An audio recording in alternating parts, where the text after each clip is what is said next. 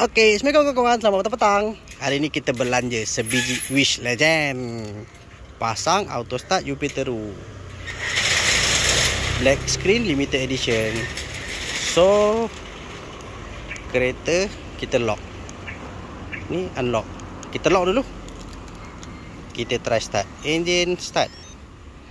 Tengok lampu ada bunyi-bunyi, start jalan. Remote kata okey, kejap lagi dia start. Ngam, hidup. Dalam keadaan kereta masih lock lagi ya. Walaupun kita gunakan alam ni. So kereta hidup, remote dia kata okey, start. Ngam. Kereta dah hidup. Kalau korang rasa tak nak matikan aircon, biar je lah aircon tu hidup. Jadi sampai-sampai kereta dah sejuk. Tak ada masalah, jangan risau. Kita unlock. Masuk kunci.